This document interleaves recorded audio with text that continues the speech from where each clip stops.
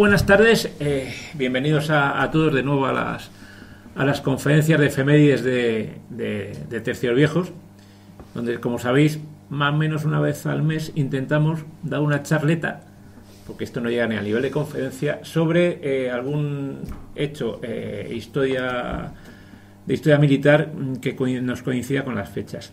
Esta casi es la operación Market Garden, que fue del 17 al 25 de septiembre.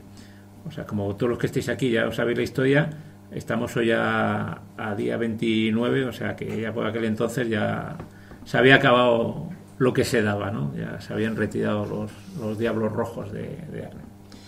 Y nunca mejor dicho, pues gracias por venir a oír a que os cuente la película, porque yo creo que todos lo que tenéis en mente, como hablamos antes, es la película de Un puente lejano, que yo creo que es la que marca lo que nosotros conocemos de Market Garden, aunque luego ya veis que hay buenos libros, unos más conocidos que otros sobre esta operación. Bueno, vamos allá. Estamos en septiembre de 1944. ¿Cuál es la situación? Pues bueno, pues la situación es la que veis en el mapa.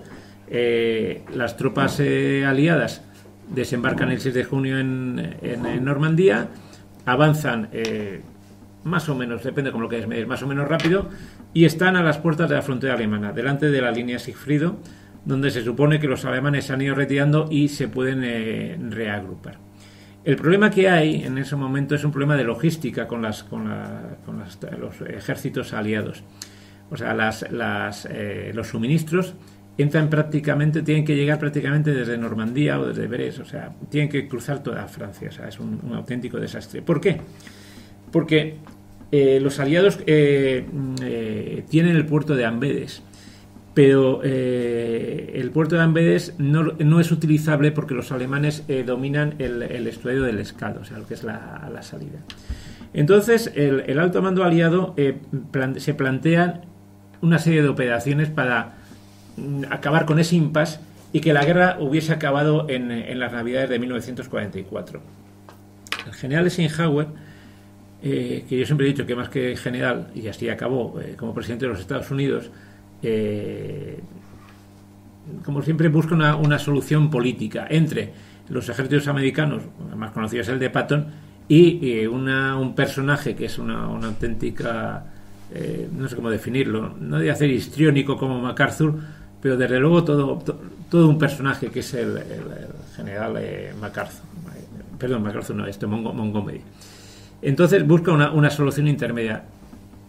Por un lado, los americanos quieren avanzar en plan rodillo, o sea, un frente amplio, y Montgomery, de una manera más imaginativa, que es lo que veis aquí en el mapa, propone dar como una especie como de gancho de gancho de izquierda, ¿no? Es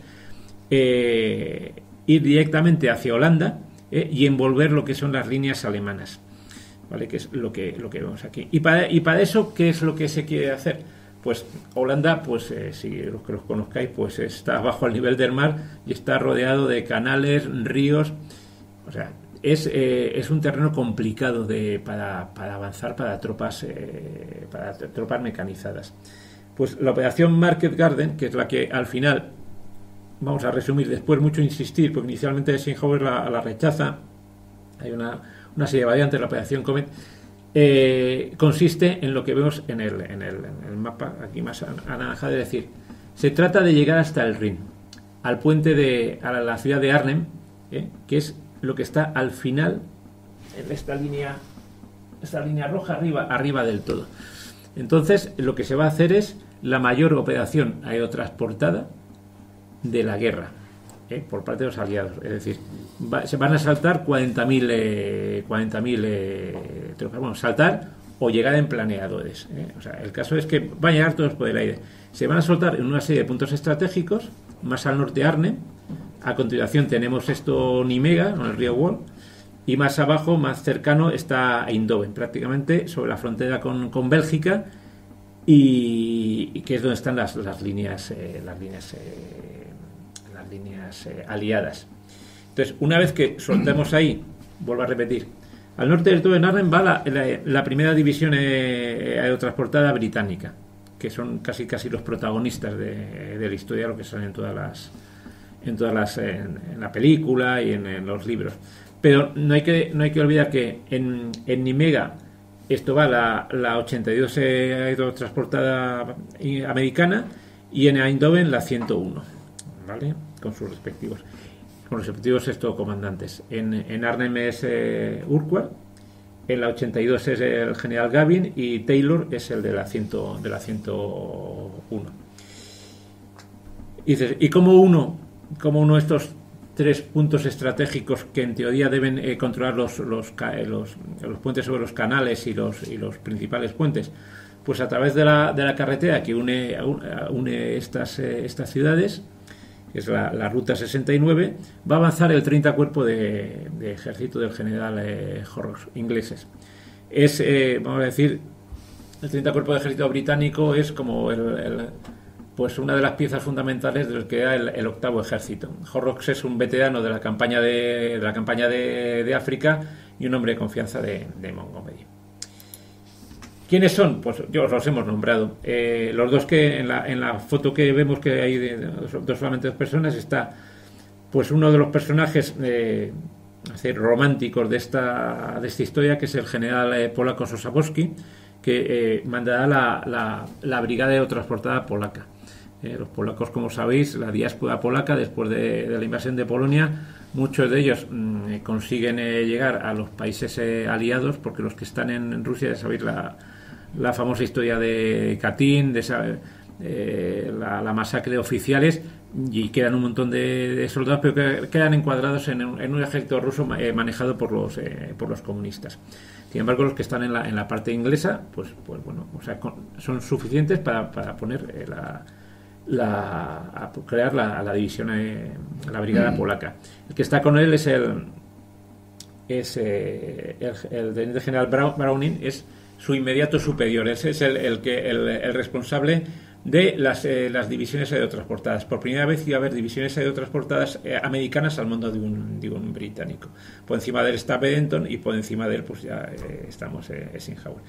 En la foto que tenemos los 3, pues el más alto, el que no tiene ninguna gorra, es Horrocks, es un auténtico, voy a decir, un típico oficial británico, el de medio inconfundible Montgomery, y el que tenemos al lado es el príncipe Bernardo de Holanda, porque los holandeses no dejan de ser un país ocupado, y lo que sí que se hicieron fue apoyar. Había algunas unidades holandesas, pero sobre todo lo que prestaban fue apoyo, en primer lugar, a través de la resistencia holandesa, que entre las múltiples razones por las que la operación Market Garden fracasa, una de ellas, y poco conocida, es que los mandos aliados dieron poca fiabilidad a las informaciones que llegaban de la resistencia holandesa. La resistencia holandesa les dijo: oye, que donde vais a lanzar los paracaidistas, que ahí hemos visto tanques. Y no hicieron el caso. O sea, Montgomery se autoengañó diciendo que serían tanques que estaban averiados, tal cual. Y bueno, y el que tenemos abajo, la foto más pequeñita enfrente de su iba a decir, no se ve muy bien, como no se ve muy bien, podría decir que es Sean Connery, pero si digo Sean Connery y habéis un puerto lejano, pues no, es el general Urquhart, que era el responsable de la primera división aerotransportada británica. Pero no olvidemos a los americanos, que yo creo que son más famosos los parches que llevaban aquí en los laterales, estas insignias. Pues el águila de la 82 y la 101 es una doble A, ¿no? Y los dos generales, Taylor del 82 y Gavin, que es el otro de la 101. Hay que decir que estos dos generales, o sea, hicieron carrera, ahí tendrían 40 y muy pocos años, y ya en los años 60, o sea, llegaron a estar en el top del ejército norteamericano durante la guerra de Vietnam. O sea, personas bastante competentes. Y bueno, al lado pues os he puesto un paracaidista norteamericano de la 101. Lo que he dicho siempre, o sea, el ejército norteamericano siempre ha sido el mejor pertrechado, o sea, vamos, de todas las guerras. O sea, si vais a la guerra de Vietnam, o sea, esto se multiplica. Y si vais a la guerra del Golfo, pues comían hamburguesas de McDonald's que las sacaban directamente del McDonald's, que se lo llevan allá, ¿no? Entonces, fijaos toda la parafernalia que llevaban. Con todo eso saltaban o salían de un planeador. Y por otro lado tenemos al equipo contrario, que sé que todos estáis esperando porque todos nos gustan los alemanes.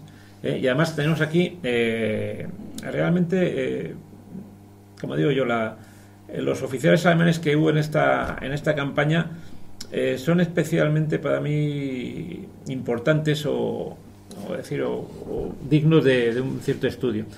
El que tenemos con la gorra de plato en un extremo, este es el mariscal Walter Model. Model no venía de una familia realmente noble, o sea, es un hombre hecho a sí mismo, pero era un excelente estratega, como veremos como ocurre a lo largo de la operación Market-Garden. Era un nazi convencido, y de hecho cuando está a punto de acabar en el año 45 la guerra, se suicida, o sea, al más puro estilo nazi, ¿no? Luego el otro que se ve, o sea, es un general muy competente, el que está este señor tan calvo como yo, que es el general Wittrich. Wittrich estaba al mando del segundo ejército Panzer, que son las dos insignias que vemos ahí. La novena Panzer, la Hohenstaufen, perdonad que mi alemán es muy bueno, y la décima, que es la Frundsberg. Estas dos divisiones habían estado batiéndose el cobre en Normandía, y se retiraron, y entonces decidieron, vamos a llevarlos a un sitio tranquilo, y los llevaron a Arnhem. En el momento que saltan los paracaidistas en Arnhem, entre las dos divisiones, probablemente entre carros de combate, que había algunos Panzer 4 y vehículos blindados, no llegaban ni a los 100 vehículos, pero era lo suficiente para crear auténticos problemas a los paracaidistas, que van con un cierto armamento ligero. Y hay otra cosa: estas dos divisiones eran de soldados veteranos de las SS, ¿vale?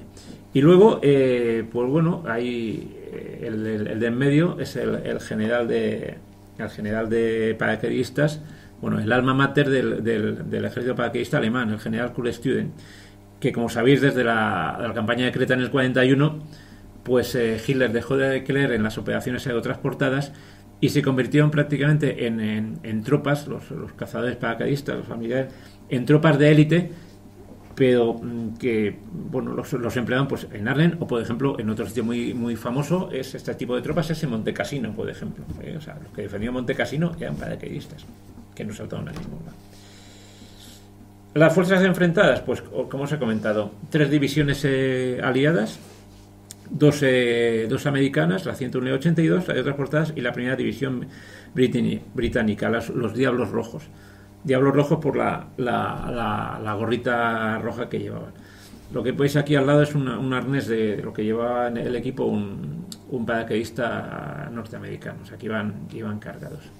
Y además esta vez el salto se decidió, a diferencia, para evitar lo que ocurrió en Normandía, que iban muy dispersos, que los saltos fuesen en sitios muy concretos. Eso vemos que luego dio una serie de problemas, porque, o sea, poner una división en el suelo, o sea, no tienes un campo de fútbol por ahí, o sea, entonces acabaron cayendo, vale, todos juntos, pero en Arnhem en concreto casi 15 kilómetros del objetivo, y luego había que ir hasta allá, y bueno, y además se hizo a plena luz del día, con lo cual también, para evitar la dispersión, lo hacemos a plena luz del día y en un sitio muy concreto. Pues tiene ventajas e inconvenientes. ¿Qué más había aparte de los paracaidistas? Pues había pues tanques de todo tipo, tamaño y color. Estamos al final de la Segunda Guerra Mundial. Hay otra diapositiva que yo creo que me la he saltado. No, está fuera de sitio, ahora lo enseño. Había de todo. Básicamente, o sea, había algunos Panther, que es el que veis ahí arriba, vehículos SKF abajo. Panther había poquitos, un carro excelente. Pero vuelvo a repetir, el problema de Holanda es pues que, como sabéis, pues los canales, y que es un sitio, no son las estepas de Ucrania para grandes operaciones. Y los aliados dependían del 30 Cuerpo de Ejército, eran principalmente Carlos Sherman, aunque eran británicos, pero eran Carlos Sherman, que es el dibujo que tenéis aquí al lado. Lo que tenéis aquí, pues bueno, es lo que os comentaba antes. O sea, los alemanes, Model era muy bueno en amalgamar tropas, o sea, no había divisiones completas. Entonces, en cuanto vio que había una invasión, una ofensiva, pues empezó a juntar tropas, los Kampfgruppe que se llamaban, ¿no? O sea, tenían una habilidad especial los alemanes en improvisar y hacerlo bien. Así, por ejemplo, en este dibujito que se ve a los paracaidistas ingleses rindiéndose, los que se han hablado son soldados alemanes y este uniforme son de la Luftwaffe. Cogían un fusil y funcionaba exactamente igual. Al lado, lo otro que os comentaba, los Red Devils, pues con miembros de la resistencia holandesa. Y a más, aunque probablemente no se vea, pero lo he puesto para que veáis, es la parafernalia de vehículos que había de todo tipo, tamaño y color. A la izquierda tenemos los vehículos alemanes, que no sé si se distingue, en la columna del extremo, en la parte de los alemanes, 1, 2, 3, 4, el quinto es un carro francés. O sea, se utilizaron estos carros franceses que tenían los carros lanzallamas, o sea, que eran los carros que habían cogido en la campaña del 40, los Somua y estos, y los utilizaban. O sea, ya no eran carros que seguían funcionando.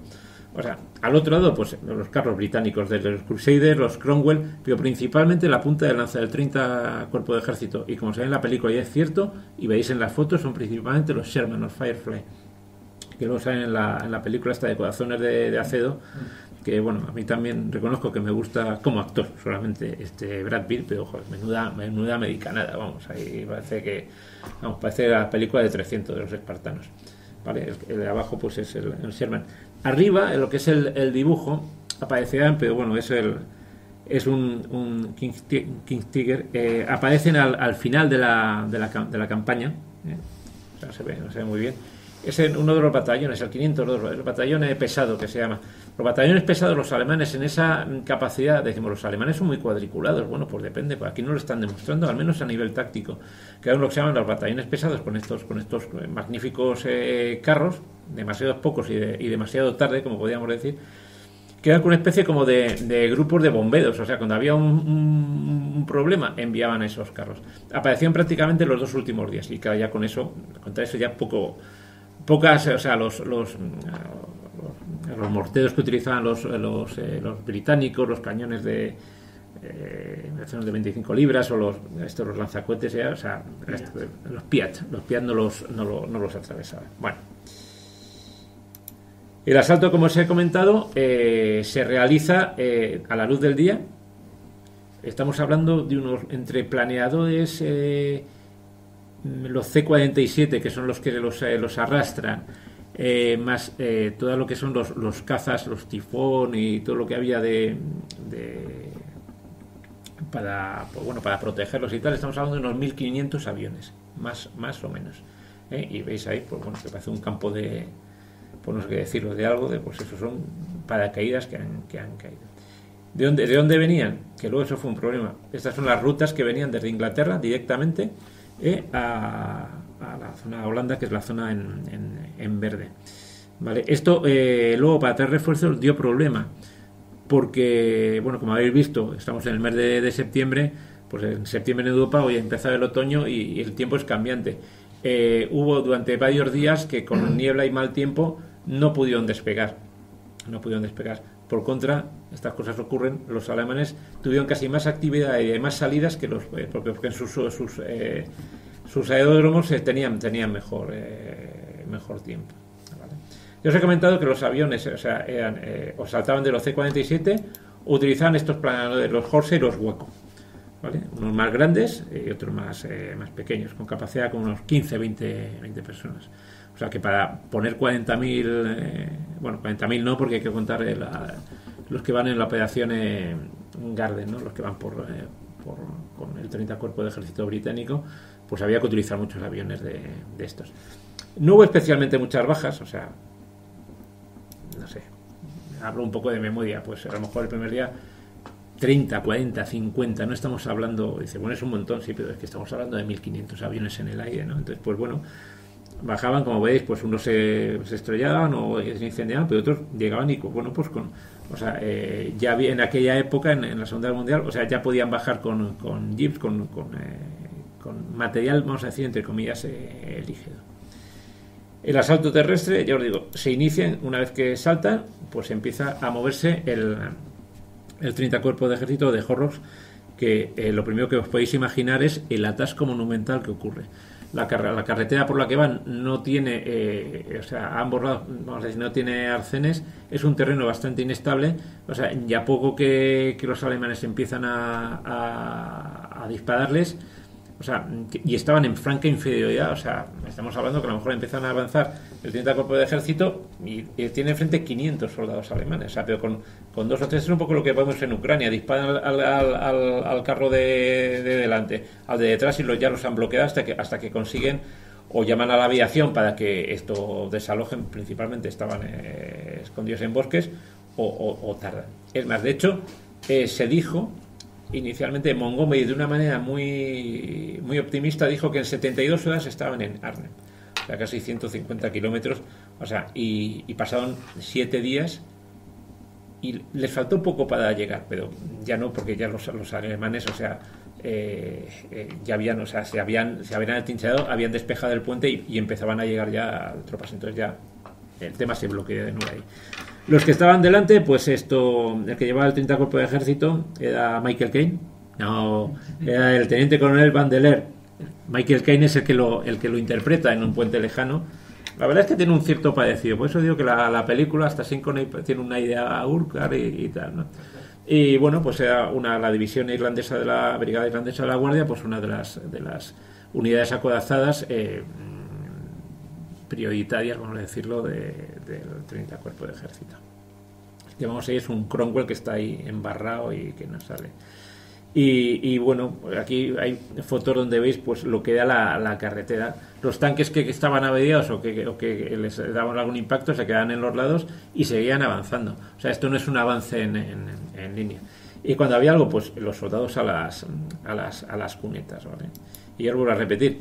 ¿Y contra qué se enfrentaban? Pues aquí tenemos a los alemanes, pues bueno, o sea, que no estás hablando, vuelvo a repetir, la línea Siegfried, pequeñas trincheras, y lo que vemos ahí, por ejemplo, abandonado es un 88, o sea, el cañón de 88 milímetros que se empezó a utilizar, voy a decir la verdad, bueno, en la guerra, en el Afrika Korps, vamos, era el arma principal contra carro, y se sigue utilizando, o sea, era casi mejor contra carro que antiaéreo. Bueno, pues es lo que utilizaban, y más que de sobra para parar. El avance, ¿qué es lo que ocurre? Pues la primera parada, Eindhoven, y a más, aparte del atasco de no planificar bien el mando aliado, de decir, oye, y no podemos ir por carreteras paralelas, haberlo hecho de una manera, se podía haber hecho, dijeron, no, vamos directo. Pues ¿qué es lo que ocurre? Pues los holandeses pues celebrando la liberación, y eso todavía retrasa más el avance de las tropas aliadas. O sea, lo que va haciendo el símil con Un puente lejano, cuando salen los holandeses y todos, eso es cierto. De hecho, no, la foto está coloreada, pero bueno, aquí la veis, aquí veis otra, pues bueno, o sea, es que entraban y se les echaban encima, casi como la liberación de París, ¿no? Y bueno, el caso es que la operación se va atrasando, y mientras tanto los alemanes, que al principio Model, y eso también es una anécdota que es cierta, piensa, cuando ven que están cayendo en Arnhem, él tenía el cuartel general al lado, piensa que es una operación de comandos que le van a capturar, y el tío coge y se va. Luego vuelve y como es un buen estratega, empieza a hacer el puzzle de esos pequeños grupos de combate que van a bloquear a las divisiones paracaidistas. Y bueno, aquí más fotos. En un lado los británicos en el suelo, en otro lado paracaidistas norteamericanos. La cosa se empieza a complicar, y el siguiente puente es Nimega.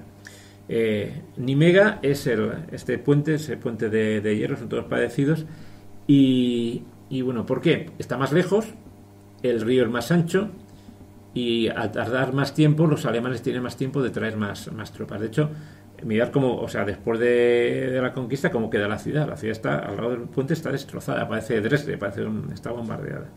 Entonces, pues bueno, el problema que hay en Nimega es que no consiguen pasarlo, ¿vale? O sea, ese es el famoso puente, una vez que está conquistado. Y entonces lo que van a hacer es, pues yo creo que de lo que yo creo más nos acordamos, es intentar bordearlo y hacer un desembarco anfibio, que es lo que vamos a ver a continuación.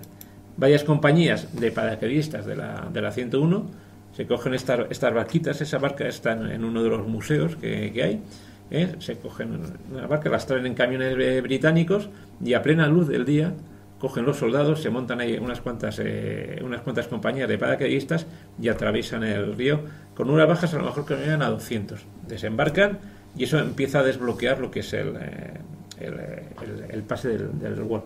O sea, en el mapa el punto negro gordo es donde desembarcan las tropas norteamericanas. El puente está un poquito más abajo del río.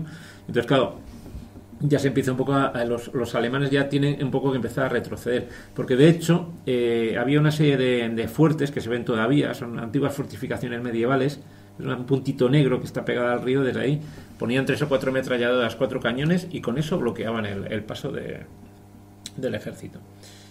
Una vez que consiguen pasarlo, pues bueno, aquí vemos un DKV, o sea, bueno, pues el avance sigue adelante, pero se sigue acumulando retrasos.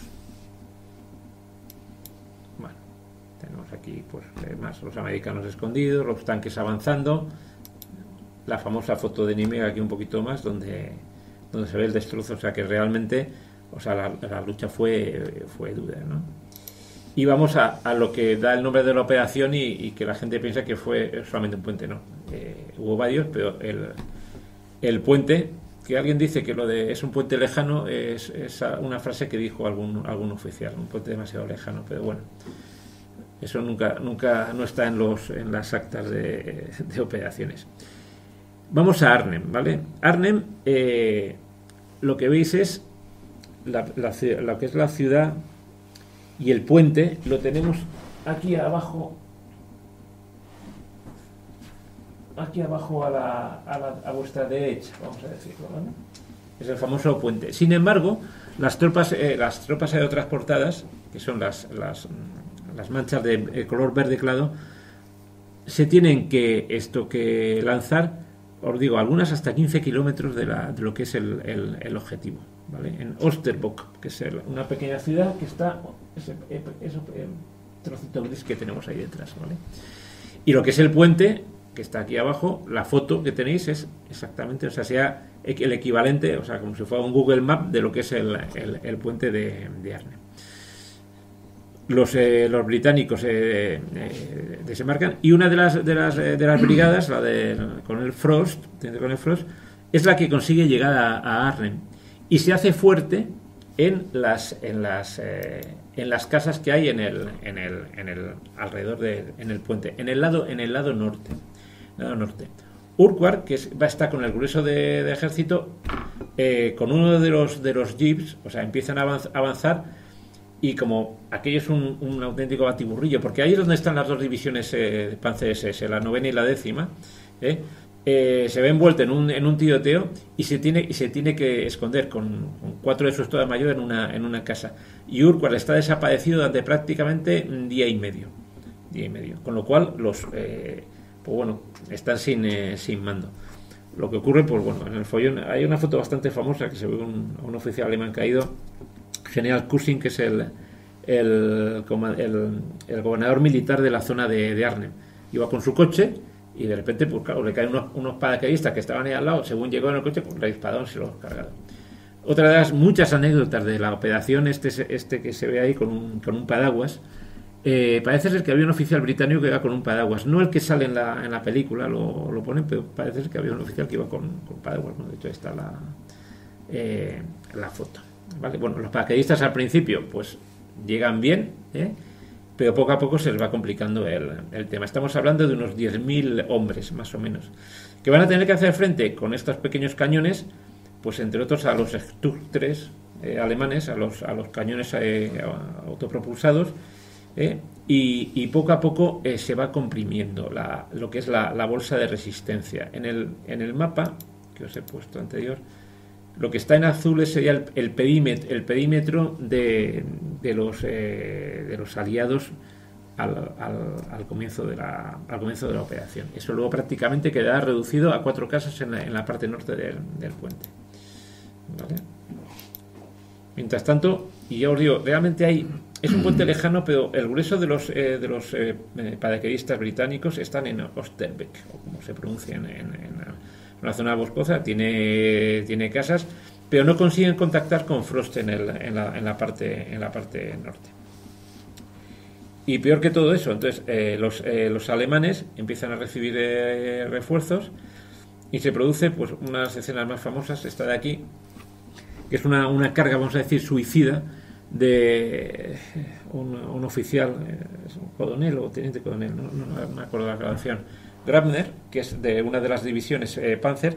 Entonces estamos hablando de unos 30 vehículos, principalmente, o sea, algunos son camiones, o sea, no hay ningún tanque, y directamente cargas desde la parte sur del puente, que ahí están los alemanes, cargan hacia el norte para intentar conquistar y despejar el puente, y que las tropas alemanas puedan desde el norte empezar a bajar por la carretera a enfrentarse con los británicos, con el 30 cuerpo de ejército que entra. O sea, los británicos, los paracaidistas, los paran en seco. El propio oficial alemán, que está aquí en medio, el bajito, ese es el oficial Grabner, como se pronuncie, y ya está. Y bueno, ahí se acaba la cabalgada de las primeras tropas blindadas alemanas. Hay dos fotos. La que está en color es de la película Un puente lejano, o sea, es una recreación. La de abajo sí que es real. La de abajo es real, donde los restos de los vehículos alemanes los han apartado en un lado, ¿vale? El caso es que, pues bueno, la situación, los británicos, sobre todo la primera división transportada, o sea, se encuentran que prácticamente no tienen refuerzos. 24-48 horas antes de que se dé la orden de retirada es cuando llega Sosabowski con sus polacos. Mientras tanto, los británicos siguen avanzando, han contactado con la 101 de transportada, con la 82, pero no llegan. Entonces, al final, ¿qué se decide? Pues se decide evacuar. Entonces, como veis, hay dos bolsas. La bolsa más grande es donde estaba Urquhart con prácticamente con la mayoría de las tropas. Para que os hagáis una idea, de las 10.000 paracaidistas británicos, o sea, vuelven a las líneas unos 2.000, y prácticamente todos ellos. Y los otros que se quedan aquí en Arnhem, o sea, al final es que son aplastados por los números de las tropas alemanas. ¿Qué más podemos comentar? Pues bueno, es curioso, ¿no? El hecho, y he puesto aquí unas cuantas fotos, el hecho de que resulta raro que en la Segunda Guerra Mundial, ¿no? Pues que se vea prisioneros británicos. He puesto aquí unas cuantas fotos reales, ¿no? Pues aquí se ve un Stuka 3, los británicos. La de abajo en color es también graciosa porque son dos soldados alemanes que llevan un jeep capturado, y los que van detrás son dos paracaidistas. Y bueno, pues bueno, se acabó la guerra para unos y para otros. Es cierto que, bueno, en este caso, aunque había divisiones SS, que es cierto que en el frente del este tuvieron bastante mala fama, pero en este caso, pues bueno, como eran contra sajones, pues se portaban mejor, ¿no? Y bueno, el trato de los heridos, o sea, fue bastante correcto. O sea, de hecho se paró en Arnhem, o sea, para intercambiar heridos y que se les pudiera atender. Pues, bueno, aquí se les ve pues saliendo de un sitio y de otro. Y esta es un monumento que hay. Estamos hablando, a mí siempre me gusta dar número de cifras, ¿no? Y tal. Las bajas aliadas en esta desastrosa operación, pues estuvieron cercanas a las 20.000, entre heridos, muertos, prisioneros, 17, 18.000, depende de la fuente. Los alemanes pues también sufrieron, pero más o menos no llegaron ni a la mitad, unos 7.000. ¿Y qué es lo que ocurrió después de eso? Estratégicamente, pues algún alto mando aliado dijo, pues tenemos un estupendo corredor de 80 kilómetros que no nos vale para nada. Otros dicen que esto es el preludio de tal como quedó el frente de la contraofensiva alemana de las Ardenas, porque quedó un saliente que los alemanes dijeron, si cortamos, o sea, nos vamos a embolsar a las tropas británicas, que de hecho era la idea que había en el tema de las Ardenas. Pero el caso es que bueno, Montgomery nunca reconoció el fracaso, dijo que al 90% de la operación que había salido un éxito. Pero claro, pero es que o era en este caso era o todo o nada. Si habías conseguido los puentes en Nimega y en Eindhoven, pero no habías llegado al Rin. ¿Vale? Y prácticamente este frente quedó estático hasta casi febrero del año siguiente, ya que prácticamente acaba la guerra. Como siempre, al final no voy a colocar la famosa imagen de un puente lejano, pero sí hay dos libros excelentes, ¿vale? Que son, hay muchos libros pequeños, aquí en este caso tenemos uno de Gallenbough, de Market Garden, pues para el que quiera iniciarse en el tema. El que tenemos de Cornelius Ryan, que es el que me he leído yo, un puente lejano, o el de Vibor, que Arlen, son libros más voluminosos y bueno, realmente muy buenos. De hecho, la operación Market Garden, a diferencia de otras, yo creo que es de lo más documentado que hay en la Segunda Guerra Mundial. O sea, a lo mejor te vas a operaciones en el frente del este y es más difícil encontrar las fuentes. En estos dos es bastante... O sea, son libros que leyéndote uno te enteras perfectamente de qué fue la batalla. Y bueno, pues en este caso, pues colodín colorado, la operación Market Garden se ha acabado. O sea que si queréis luego preguntas, y tal vez una serie de factores. Como en todas las cosas, no hay uno, hay varios. En primer lugar, no hacer caso a la inteligencia holandesa. En segundo lugar, ser demasiado optimistas. En tercer lugar, optimistas en los tiempos. Es decir, oye, pues es una carretera estrecha, abre más el frente y vete por otras carreteras paralelas, aunque no tal. En tercer lugar, bueno, es un resultado de las dos. Pensaban que se iban a enfrentar con tropas de segunda calidad o casi, vamos, el Borgström, ¿no? De estos de soldados de segunda mano. Y luego encima da la mala suerte, porque eso sí que es mala suerte, eso es casualidad, de que dos divisiones panceres veteranas de Normandía están ahí para recuperarse, ¿vale? Entonces es esa serie de factores. Como siempre, que influye la logística también. Esto es un poco como Stalingrado. O sea, si tú te haces una media de lo que tenían que mandar a la primera división aerotransportada británica, más los kilómetros que tenían que hacer al día, es que era prácticamente imposible. O sea, casi tenían que ir por la carretera y no encontrarse tráfico. O sea, no podía ser. Entonces, ¿qué alternativas pudo haber? O sea, la operación, estratégicamente hablando, por parte de Montgomery, o sea, estaba bien pensada, era una filigrana, vamos a decirlo, si se hubiese hecho bien. Y ciertamente, o sea, hubiesen desmontado la línea de defensa, te hubieses evitado los combates en las Ardenas, en el bosque de Dune, y por supuesto luego el contraataque alemán en diciembre en las Ardenas, ¿no? Pero Eisenhower, yo diría que, aunque dice, bueno, es que son 40.000 hombres, debía, en mi opinión, y esta ya es opinión mía, debía a lo mejor haber puesto más, oye, si ya aceptas esta operación, quedas reticente, metes más la carne en el asador. Pero no quería a esos egos como era Patton o Montgomery enfrentarlos, ¿no? Y entonces, pues bueno, una operación donde yo creo que personalmente podían haber metido más tropas los americanos. Vamos a ver si efectivamente, o sea, se embarca el 7 de junio y París, o sea, no llegan a París, no se libera hasta el 25 de agosto. Estás hablando prácticamente de 2 meses y no es una distancia. Vamos, si habéis estado en Normandía, de Normandía a París no se tarda mucho. Rommel, o sea, ayer por la noche vi en el Canal Historia un reportaje sobre Rommel, la última de la noche, salía hablando que fue su hijo, que no sabía que había sido, luego fue alcalde de ¿qué es? Alcalde de Hamburgo, no, de Hamburgo no era, Leipzig, había sido alcalde. El único hijo de Rommel, o sea, falleció hasta el año 90 y tanto, falleció en el año 2012, 2013. Rommel, que era una mente preclara, vamos a decir, y tal, pues estaba ya fuera de juego, ya le habían obligado a suicidarse. Y vamos, yo no desmerezco ni a Model, ni a Student, ni a Wittrich, aunque Wittrich es menos conocido, ¿no? O sea, yo creo que estuvieron más a su nivel los mandos alemanes que no los aliados. O sea,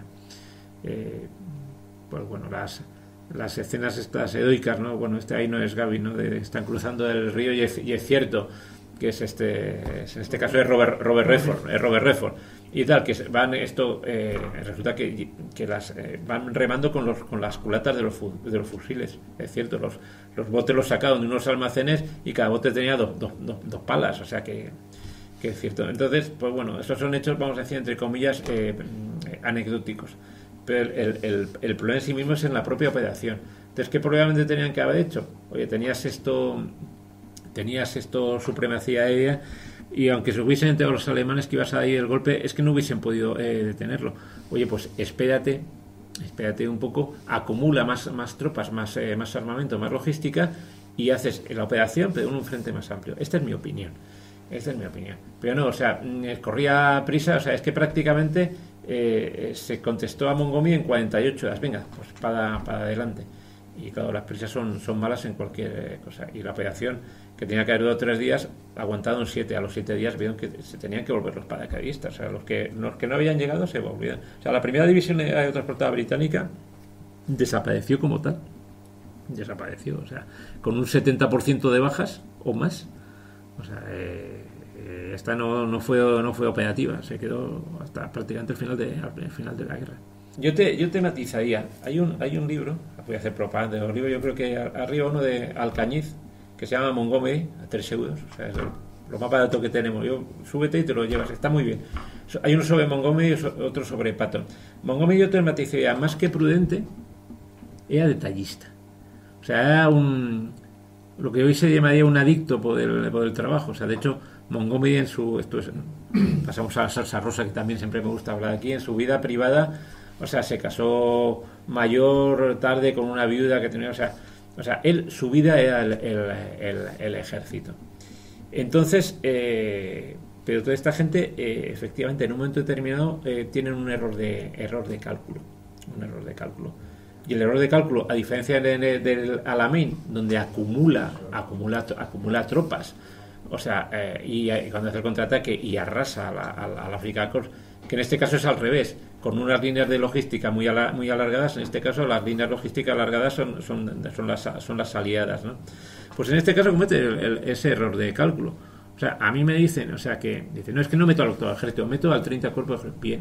O sea, tropas aerotransportadas. Bueno, ahí a lo mejor nunca lo sabremos, y puede influir, y en este caso a lo mejor Montgomery fue el resultado de algún tipo de presión político a nivel de Estado Mayor.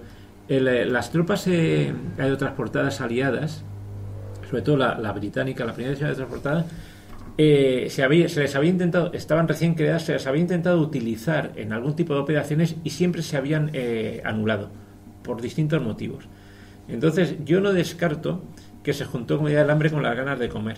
Alguna presión de tipo político por parte británica, y que Montgomery, pues esto es como todo también, la confianza hace que perdiese esa prudencia, esa prudencia o esa meticulosidad a la hora de preparar operaciones. Y entonces, efectivamente, es que Market Garden se habían estado dando distintas alternativas a lo largo del verano, pero prácticamente se genera en 2 semanas, o sea, en menos incluso. Y entonces, pues bueno, como todos los grandes egos, como Montgomery o como MacArthur, como lo antes he comentado, se equivocan. O sea, les va también hasta que hay un momento que se confían,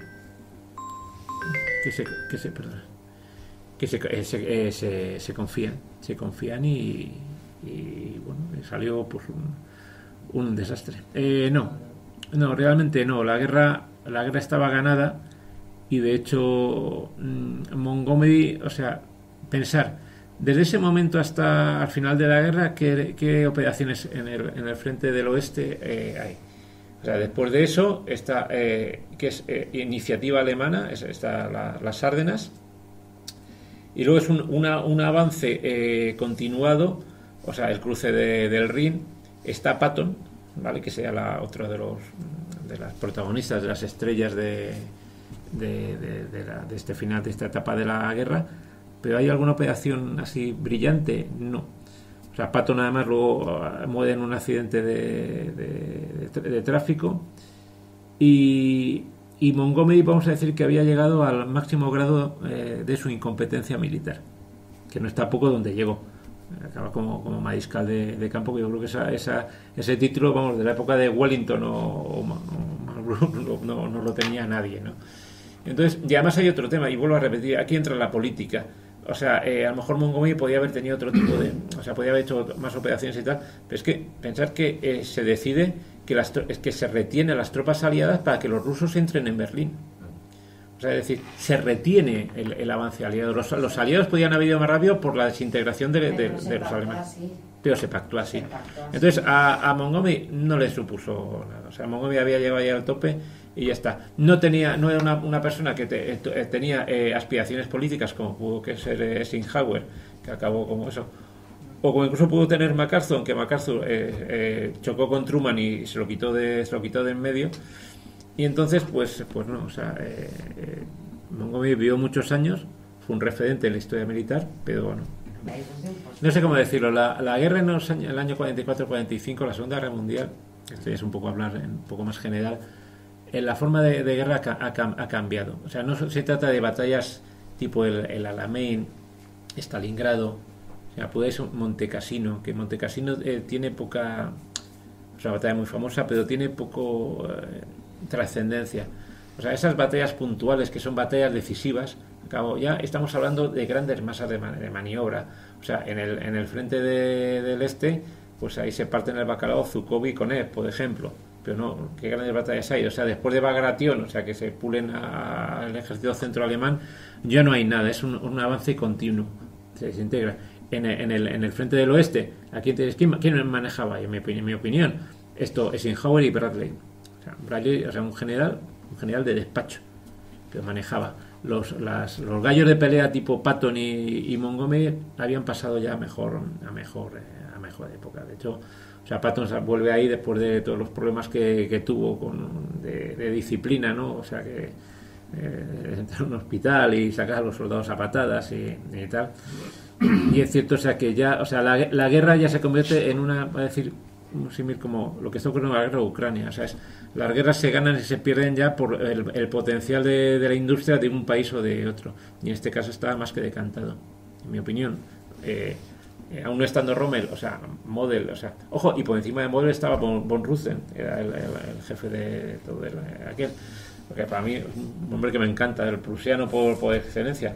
Eran ya unos generales, o sea, muy buenos estrategas, pero que ya su estilo de guerra había pasado. Por eso que digo que bueno. Bien, por eso digo que la operación Market Garden, yo diría que juntamente con la batalla de las Ardenas, el empuje de las Ardenas, son de las pocas batallas, vamos a decir, puntuales. Después, decirme qué batallas ha habido. Batallas, o sea, no, habréis tenido campañas, el cruce del Rin, el puente Remagen y tal.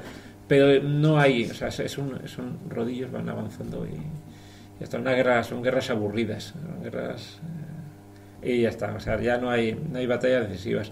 Después, a mí que me gusta mucho lo que es, y me salgo de la Segunda Guerra Mundial, ¿qué batallas decisivas ha habido? Pues la batalla de Dien Bien Phu en el año 54. Os animo a comprar mi libro, que creo que alguno por arriba fue el primero que escribí cuando tenía tiempo. Y luego, la verdad me encanta, pues lo que son lo que han sido los ejércitos judíos en las guerras árabes israelíes. Sobre todo a las dos primeras. O sea, bueno, en el año 56, porque realmente, o sea, que es poca chicha porque están también atacan Suez los británicos y los franceses.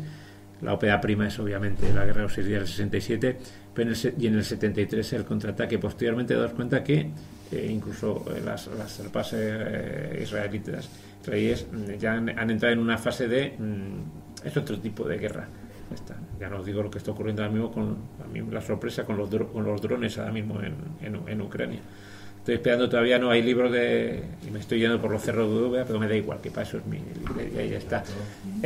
Hay libros sobre la guerra de Ucrania, pero lo están sacando periodistas, pero es por el oportunismo periodístico. Todavía no hay libro de lo que manejamos aquí en Tercer Viejo, libro técnico, pero o sea, con un orden de batalla. En internet podéis encontrar, hay gente que se dedica a coger datos de todos los lados y te hace mapas interactivos más o menos bastante detallados, ¿no?